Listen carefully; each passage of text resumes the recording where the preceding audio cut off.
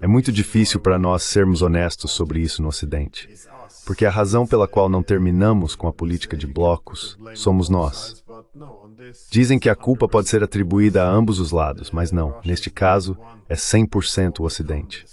Os russos queriam superar isso e ter uma arquitetura de segurança europeia inclusiva. E fomos nós que dissemos não. Preferimos seguir com a hegemonia liberal, que exige a expansão da OTAN e excluir completamente o maior país da Europa. E, de alguma forma, essa seria a nossa receita para a estabilidade.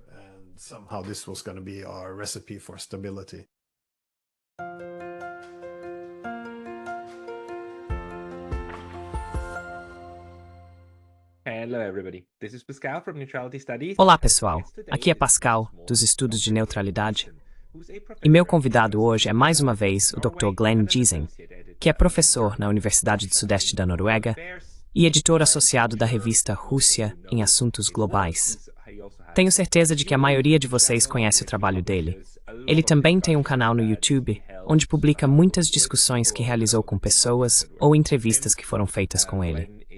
Glenn sempre oferece ótimos insights. E recentemente ele esteve na conferência do Clube Valdai, onde até teve a oportunidade de fazer uma pergunta a Vladimir Putin e depois receber sua resposta.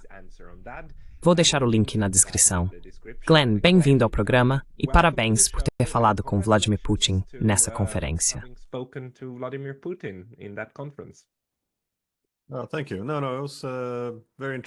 Obrigado. Não, foi uma conferência muito interessante.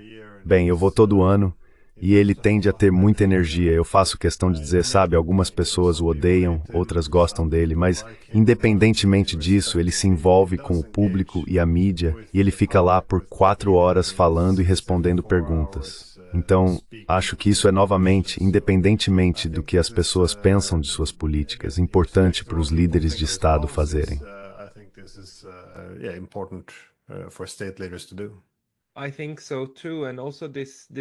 Eu também acho. E também nesta discussão, quero entender sua percepção sobre todo o episódio, que será basicamente sobre o que você aprendeu lá. O Clube Valdai é um fórum bastante importante para a Rússia e a política externa russa, entre outros. Antes de chegarmos ao que você fez lá, você poderia nos contar um pouco sobre a conferência em si? Há quanto tempo ela existe e como ela funciona? Que tipo de pessoas você encontra lá?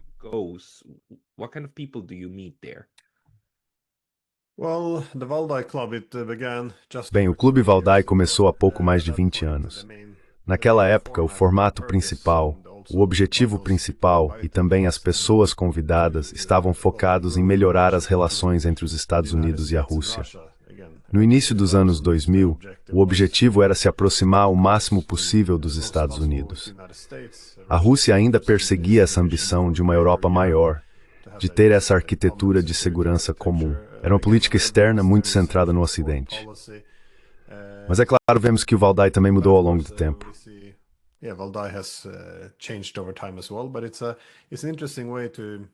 Mas é uma maneira interessante de um clube, por assim dizer, discutir uma vez por ano, porque você vai lá e tem cerca de 4 dias inteiros de palestras. Então, Putin, é claro, vem no último dia, mas nos outros dias temos esses diferentes painéis. São apenas cerca de 100 a 120 pessoas participando todos os anos. Então, é um grupo muito pequeno e informal. Você tem desde embaixadores até generais de muitos países, os parceiros mais importantes da Rússia. Então você realmente obtém, tanto nos painéis quanto quando se senta para fazer refeições, uma boa impressão das diferentes considerações dos diferentes países e dos diferentes desafios que eles enfrentam. E, novamente, você obtém isso do nível de embaixador, do militar, dos políticos e de alguns acadêmicos. Então é bastante interessante, de qualquer forma é muito breve.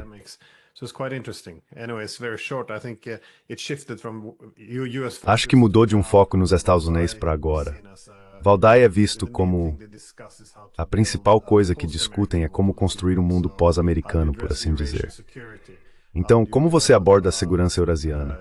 Como você desenvolve uma nova arquitetura econômica com os chineses, os indianos e o sul global? Como você tenta construir uma nova ordem mundial que não seja baseada no universalismo, essencialmente na qual os Estados Unidos reivindicam o direito de interferir nos assuntos internos de todos os países, sob o pretexto de representar valores internacionais ou universais. Então há muitas coisas que eles estão discutindo, e com todos esses países se reunindo, é bastante fascinante. Também é ótimo obter pistas se você está trabalhando em coisas diferentes. Muitas conversas do início ao fim do dia com embaixadores, generais, quem quer que você fale.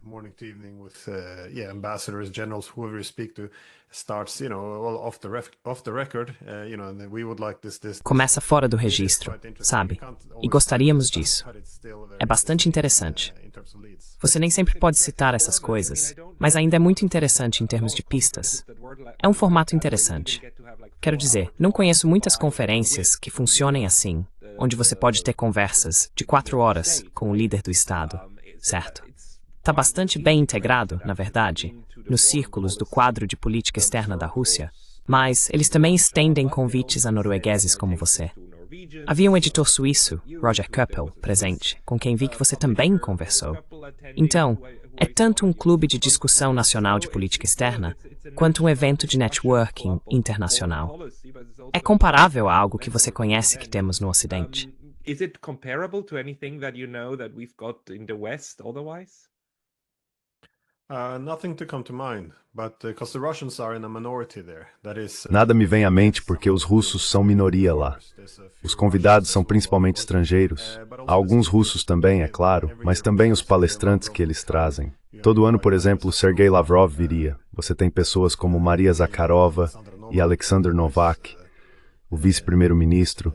Então você tem muitos líderes variados chegando. Há algumas mudanças. Claro, Lavrov vem todo ano, e Putin, claro. Mas às vezes você tem o prefeito de Moscou para explicar alguns dos desafios que eles enfrentam. Você sabe, alguns líderes militares, líderes políticos, então você recebe algumas contribuições diferentes. Também é interessante ver como os russos se envolvem, ou as questões que abordam com outras partes do mundo. Agora, temos algo semelhante? Eu não sei. O Ocidente é grande. Tenho certeza de que há algo nesse sentido, mas não é algo com que eu esteja familiarizado. Pelo menos.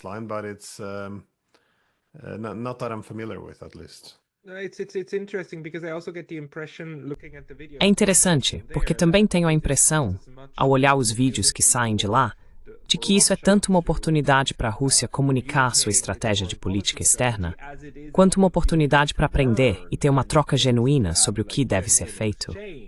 Essa impressão está correta? Ou é mais uma situação de impor a agenda aos participantes?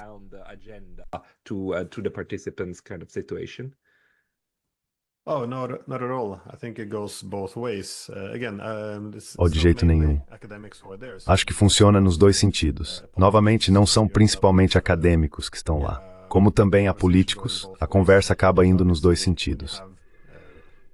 Então, obviamente, quando você tem pessoas da China, da indústria financeira, da China, você tem pessoas vindo do setor de tecnologia, trabalhando em inteligência artificial, você tem líderes militares, você tem embaixadores. Eles vêm com muitas contribuições interessantes, então seria bastante tolo se os russos apenas usassem esse formato para pregar suas opiniões e depois fossem embora. Então há novamente, o ponto principal é um clube de discussão. Mas claro, dito isso, também é usado frequentemente para fazer algumas declarações. Como sabemos, o discurso anual de Putin lá geralmente recebe muita atenção da mídia, porque é usado como uma forma de ter uma noção da direção da Rússia. Então, tem muitas funções. E muitos países deveriam emular mais ou menos esse modelo até certo ponto. É um formato muito interessante.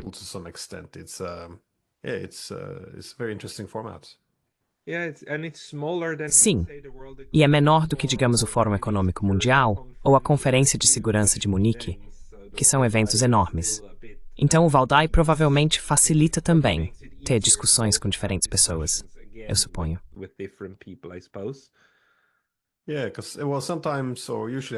Sim, porque às vezes, ou geralmente, eu também participo do Fórum Econômico Internacional de São Petersburgo, que acontece todo ano por volta de junho em São Petersburgo, e às vezes também do Fórum Econômico Oriental, que é em Vladivostok, onde eles focam mais na Ásia. Mas esses são eventos enormes, com milhares de pessoas, então se torna Sim, muito grande depois de um tempo. Minha preferência é esta reunião de Valdai, dado que geralmente não passa de 120 pessoas.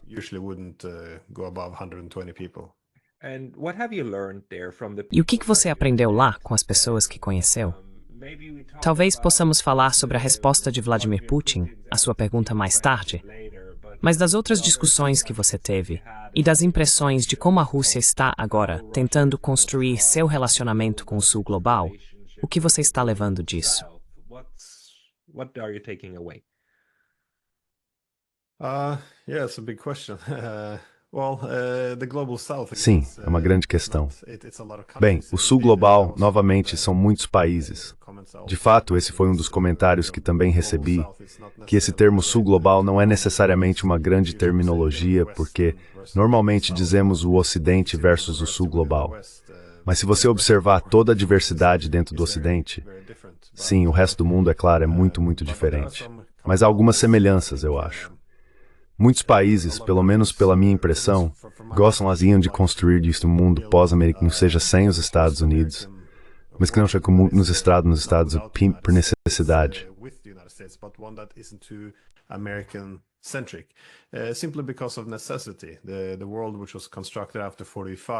O mundo que foi construído após 1945 e intensificado após 91 está mais ou menos desaparecido. A distribuição de poder e a legitimidade de toda a hegemonia liberal para os Estados Unidos policiaram o mundo. Há um desejo muito difundido de superar isso. Mas minha pergunta para Putin, que também é algo sobre o qual recebi feedback de outros países, é que as pessoas que participam de todo o mundo realmente acolhem organizações como os BRICS, simplesmente porque elas trazem frequentemente países adversários. Então você tem China e Índia, você tem os Emirados Árabes Unidos e o Irã, você tem os etíopes e os egípcios.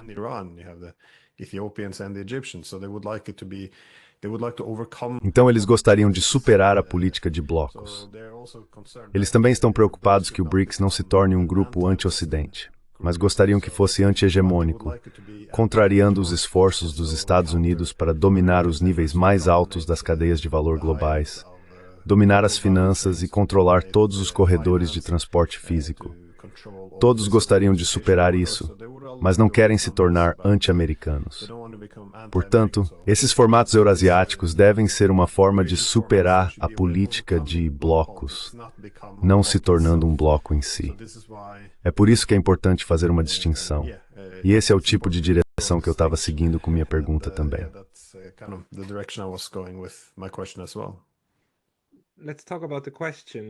Vamos falar sobre a questão. Você perguntou a Vladimir Putin se ele vê um futuro entre a Rússia e o resto da Europa. Pelo menos é assim que eu me lembro. E ele respondeu de uma maneira bastante positiva, na verdade. Você pode explicar o que você entendeu disso?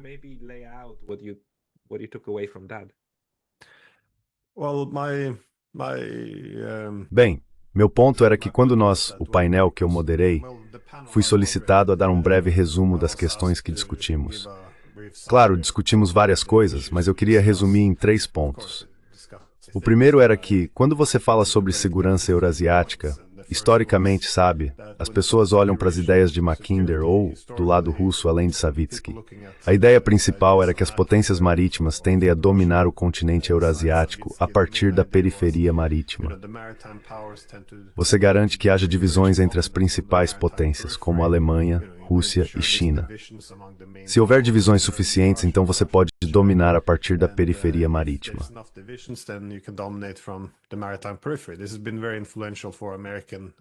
Isso foi muito influente para a política americana e britânica antes disso. De qualquer forma, meu ponto era que a principal mudança que vemos hoje não é efetivamente a Rússia tentando dominar a Eurásia a partir do centro e os americanos tentando dominar a partir da periferia, porque, bem, obviamente a Rússia não tem as capacidades ou as intenções de dominar. Mesmo os chineses realmente não têm isso. Então é um sistema multipolar, e isso torna o formato eurasiático mais atraente simplesmente porque não está vivendo sob a dominação de Moscou ou Washington. Portanto, novamente, essa capacidade no sistema multipolar de buscar uma política externa multivetorial, ou seja, de se ligar a muitos centros de poder, é onde está a principal atração. This is where the main attraction is. This is why I always use the example of Turkey. É por isso que sempre uso o exemplo da Turquia, porque parece confundir as pessoas no Ocidente. Como você pode fazer parte da OTAN e dos BRICS? Por que você está indo por esse caminho? Bem, eles não estão procurando se juntar a uma aliança russa. Eles não querem se juntar a uma aliança chinesa. Eles querem se libertar um pouco da política de blocos. Porque quando você está em um bloco e é um país pequeno ou médio, tende a ser usado como peão. Mas se você se conecta nos centros de poder, não depende excessivamente de nenhum Estado ou... Então pode ter uma política externa mais independente.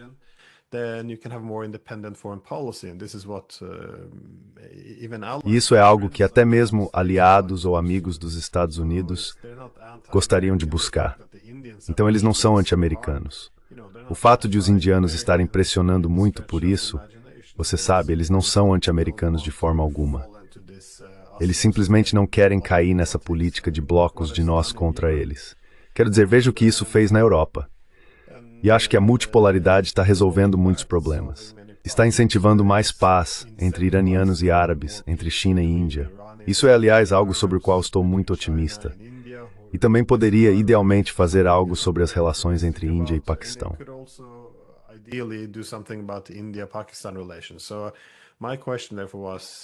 Então, minha pergunta, portanto, era se esse sistema multipolar pode ser estendido para a Europa. Acho que não necessariamente na forma de adesão ao BRICS para países europeus, mas isso também poderia ser incluído. Porque da forma como vejo os problemas após a Guerra Fria, não desistimos da política de blocos. Ao expandir a OTAN e, assim, abandonar todos esses acordos de segurança pan-europeus, o que fizemos? Bem, revivemos toda a lógica da política de blocos da Guerra Fria. Então nos comprometemos com a segurança indivisível. Mas não fazemos mais isso. Estamos expandindo nossa segurança às custas do outro.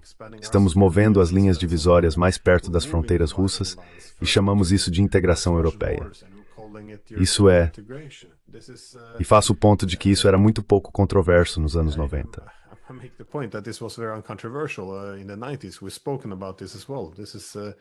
Já falamos sobre isso também. Isso obviamente iria iniciar outra Guerra Fria, e iniciou. Portanto, nossa busca por segurança na Europa não deveria ser sobre tentar derrotar os russos, ou os russos tentarem nos derrotar. Isso é loucura. É o que estamos fazendo agora, a propósito. Deveria ser para superar a política de blocos, porque temos que ser honestos. Não fizemos isso após a Guerra Fria. É muito difícil para nós sermos honestos sobre isso no Ocidente, porque a razão pela qual não acabamos com a política de blocos somos nós. Dizem que a culpa pode ser atribuída a ambos os lados, mas não. Nesse caso é 100% o Ocidente. Os russos queriam superar isso e ter uma arquitetura de segurança europeia inclusiva. E fomos nós que dissemos não.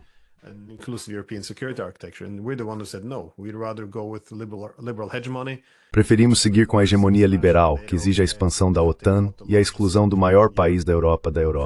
E, de alguma forma, essa seria nossa receita para a estabilidade. De qualquer forma, eu gostaria de ver algo alternativo.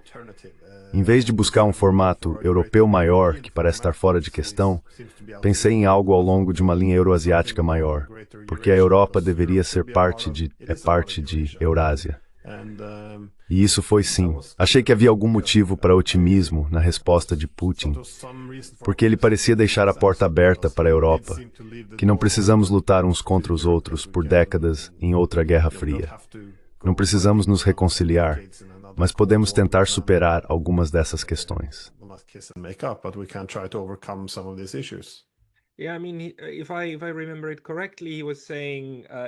Sim, quero dizer, se me lembro corretamente, ele estava dizendo que se os europeus realmente quisessem participar de um mundo multipolar e de um quadro cooperativo, isso também seria do interesse da Rússia. Então, de forma alguma adversarial, e de forma alguma a ideia de que uma nova Guerra Fria e uma nova linha de contato rígida são inevitáveis. É mais como, como dissemos em outras discussões, Rússia, China, Índia e assim por diante estão agora trabalhando na construção deste mundo pós-hegemônico, mas sem fechar a porta para os outros, porque, como você disse, a ideia de bloco não é mais a ideia deles. E nesse sentido, eu gostaria apenas de saber sua opinião sobre isso. O que estamos vendo com os BRICS não é de forma alguma a estratégia da União Soviética. É, na verdade, a estratégia do movimento dos não alinhados. Ou pelo menos a ideia básica, só que agora incluindo muito mais do mundo ao rejeitar os blocos, enquanto ainda tem uma ideia mais clara de como avançar sem automaticamente cair novamente nessa dicotomia. Without then automatically falling again into this dichotomy. Não, exatamente. E é por isso que não é apenas um problema europeu que estamos revivendo esses blocos, porque estamos tirando todas as lições erradas do conflito atual que temos. Reviver a política de blocos resultaria previsivelmente em crise e conflito, o que temos agora. Obviamente, a guerra na Ucrânia é resultado do retorno à política de blocos. Mas no Ocidente, nossa solução é bem. O que deveríamos ter feito? É bem, isso prova porque precisamos da OTAN, porque precisamos de um bloco, uma aliança militar, porque temos atores ruins como a Rússia tentando construir impérios. Mas isso é um absurdo, não é por isso que a guerra começou.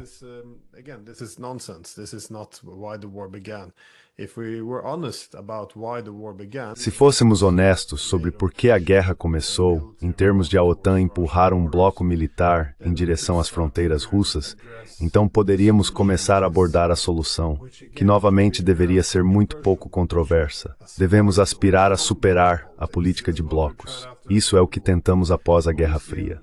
Mas vemos agora também essa solução sendo aplicada à Ásia. Então, quando você ouve o ex-secretário-geral da OTAN, Jens Stoltenberg, ele disse, sabe, fomos muito ingênuos em relação à Rússia. Não devemos ser tão ingênuos em relação aos chineses. Então devemos começar a construir a OTAN na Ásia também. Isso é exatamente o oposto do que deveríamos estar fazendo.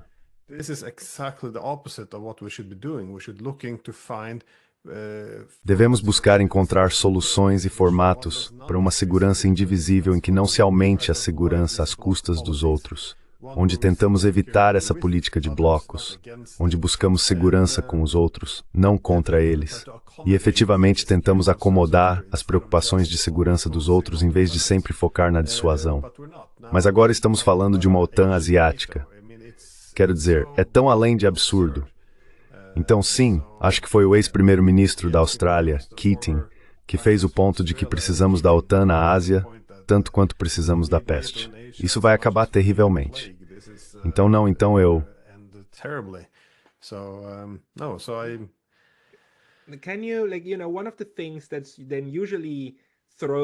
Uma das coisas que geralmente nos dizem, aqueles que defendem esse tipo de design global inclusivo, é que você não pode ter uma estrutura inclusiva com a Rússia.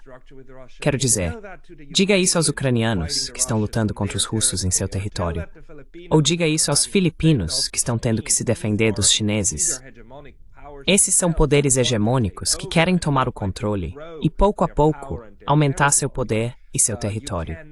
Você não pode ter uma relação amigável com eles. Eu acredito que o BRICS é a prova viva de que, sim, você pode, e na verdade funciona. Mas você poderia me dizer como tenta abordar esse tipo de narrativa do outro lado?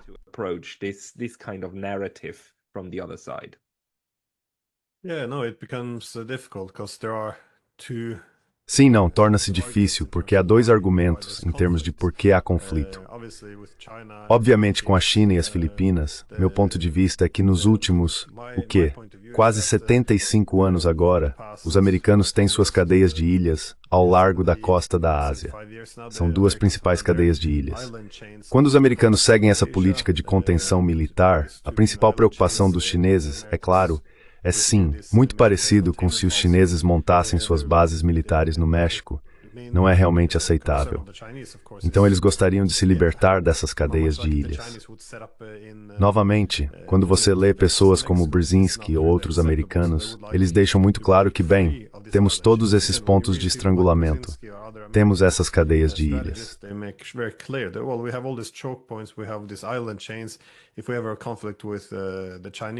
Se tivermos um conflito com os chineses, isso é usado para esmagá-los. Então os chineses não querem isso fora de suas fronteiras. O principal objetivo deles é atravessar essas cadeias de ilhas. Agora os americanos argumentam que precisam disso aqui por causa da agressão chinesa. Mas uma vez que os chineses começam a revidar, toda a arquitetura de segurança começa a se justificar. Novamente, pode-se argumentar que isso é um dilema de segurança, com ambos os lados buscando se proteger do outro. O dilema de segurança é uma questão-chave no sistema internacional. Estamos competindo por segurança, mas é preciso acomodar as preocupações de segurança do oponente se você quiser mitigar a competição por segurança.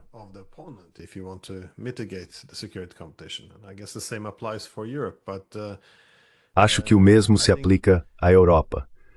Mas acho que na Europa se torna ainda mais fácil explicar por que essa suposição está errada. Porque realizamos um experimento social após a Guerra Fria. Ou seja, os russos abandonaram, eles se afastaram de um império. O principal objetivo deles era se integrar ao Ocidente ao longo dos anos 90, abandonar toda a política de blocos, império de blocos, tudo, apenas para se integrar ao Ocidente. E fomos nós que dissemos não, sim. E realmente, quando os russos tomaram a Crimeia, alguém já sugeriu que alguém em Moscou reivindicou a Crimeia antes de 2014? Não, claro que não. Eles não pediram isso. Eles fizeram isso como uma resposta ao que o Ocidente fez. É muito difícil argumentar isso na Europa, porque então você diz que está justificando o que eles fizeram. Mas isso é um fato.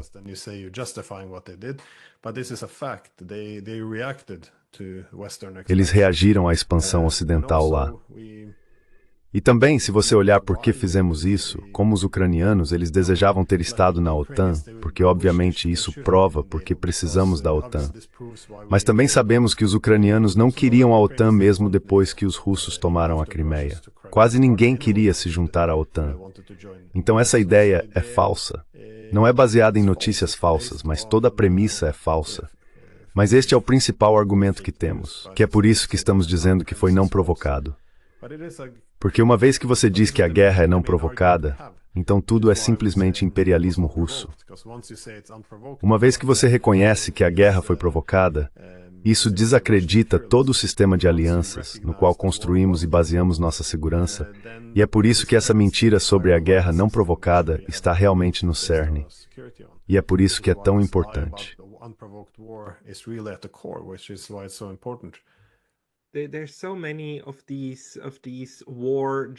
Existem tantas dessas narrativas que justificam e apoiam a guerra, certo? Uma delas é que a Rússia fez uma guerra de agressão não provocada. E embora eu ainda diga que houve definitivamente agressão, definitivamente não foi não provocada. Esses tipos de dinâmicas de segurança geralmente têm um efeito de vai e vem, um efeito ping-pong, uma espiral, que piora cada vez mais. A outra é, claro, que Israel está se defendendo no Oriente Médio, enquanto extermina uma população inteira que basicamente se defende. Mas essas narrativas são essenciais para justificar ações políticas muito agressivas, que não precisam necessariamente ser militares, mas sempre têm um componente militar. Necessarily need to be military, but it always has a military component. And the proxy war that is going on is E a guerra por procuração que está acontecendo é, na verdade, uma maneira muito sofisticada de lutar contra um adversário significativo com as tropas de um terceiro estado, certo? O que é tão doentio e tão triste sobre toda essa situação. Mas quando olhamos para a forma como agora os BRICS estão tentando formar e criar essas instituições, que podem lidar com conflitos em um nível abaixo de realmente ir à guerra, sabe, como você disse, como a China e a Índia estão tentando criar fóruns de discussão para resolver seus conflitos de fronteira. E como também agora, o Irã e até a Arábia Saudita foram incluídos no mesmo clube e estão realmente melhorando seus laços de segurança. Esse é um modelo diferente.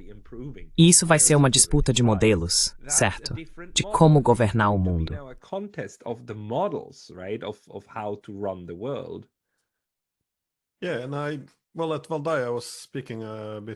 Bem, no Valdai eu estava conversando um pouco com esse general paquistanês de 2 estrelas por um tempo também, e ele estava destacando que à medida que os russos desenvolvem esses corredores internacionais de transporte norte-sul, conectando a Rússia com a Ucrânia, Irã e Índia, isso poderia realmente ajudar nas relações entre a Índia e o Paquistão.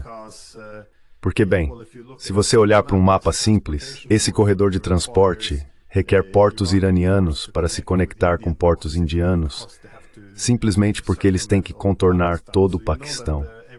Então, sabe, tudo poderia ser muito mais eficiente se eles pudessem simplesmente passar pelo Paquistão.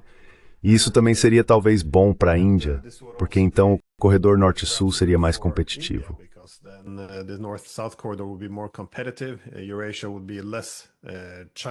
A Eurásia seria menos centrada na China, então haveria outros corredores de transporte físico competitivos conectando outros centros de poder. Tanto os indianos quanto os paquistaneses agora têm grandes incentivos econômicos para tentar resolver suas diferenças. Porque se você puder atravessar o Irã até o Paquistão e descer até a Índia, todos esses países se beneficiarão muito mais. O grande benefício é que, como os chineses não estão clamando por domínio ou hegemonia, eles não se opoririam a isso. Na verdade, eles veriam desestabilizar em sua vizinhança como through Tumpol.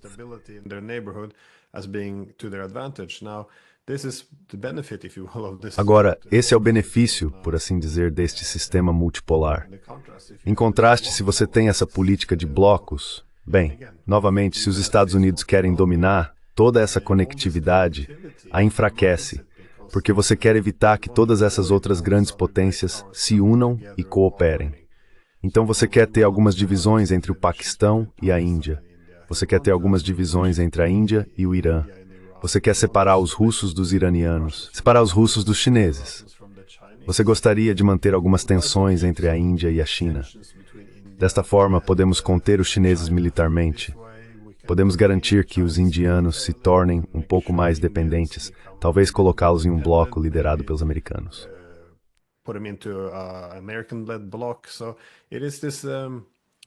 Portanto, é esse sistema de alianças que, claro, é a base da nossa hegemonia global. É muito, muito, muito disruptivo.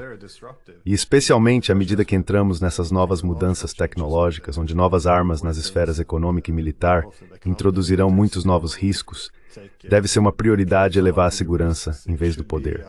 Certo. Qualquer que fosse o argumento nos anos 90, simplesmente não sinto que haja mais um argumento convincente de que o melhor quadro ou formato para a segurança é a hegemonia, onde um poder central domina o planeta para ter a palavra final. É uma noção absurda agora, então. It's an absurd notion now, so